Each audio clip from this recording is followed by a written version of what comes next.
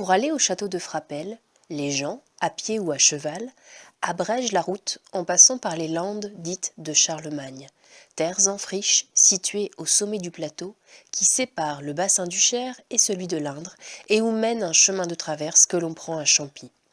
Ces landes, plates et sablonneuses, qui vous attristent durant 1 lieue environ, joignent par un bouquet de bois le chemin de Sachet, nom de la commune d'où dépend Frapesle.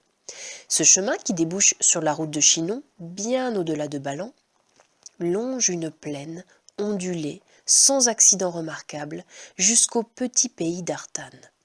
Là se découvre une vallée qui commence à Montbazon, finit à la Loire et semble bondir sous les châteaux posés sur ces doubles collines. Une magnifique coupe d'émeraude au fond de laquelle l'Indre se roule par des mouvements de serpent.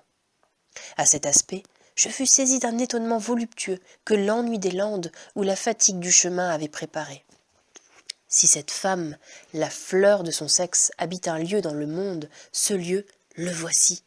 À cette pensée, je m'appuyai contre un noyer, sous lequel depuis ce jour, je me repose toutes les fois que je reviens dans ma chère vallée.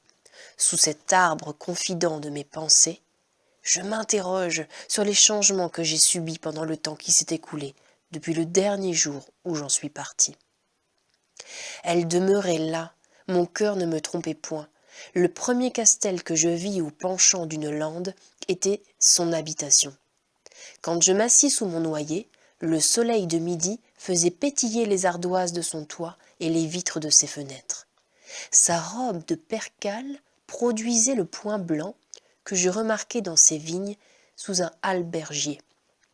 Elle était, comme vous le savez déjà, sans rien savoir encore, le lys de cette vallée, où elle croissait pour le ciel en la remplissant du parfum de ses vertus.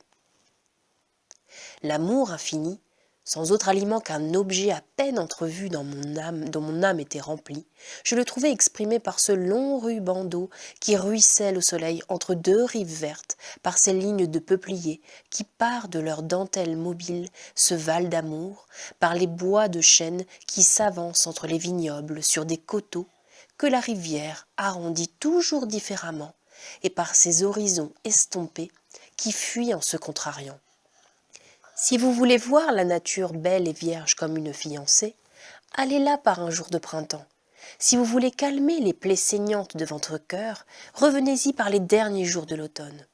Au printemps, l'amour y bat des ailes à plein ciel. En automne, on y songe à ceux qui ne sont plus.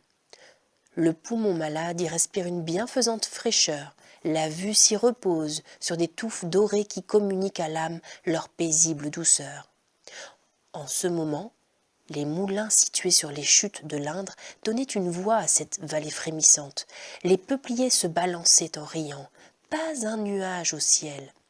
Les oiseaux chantaient, les cigales criaient, tout y était mélancolie. Ne me demandez plus pourquoi j'aime la Touraine. Je ne l'aime ni comme on aime son berceau, ni comme on aime une oasis dans le désert. Je l'aime comme un artiste aime l'art. Je l'aime moins que je ne vous aime, mais sans la Touraine, peut-être ne vivrais-je plus.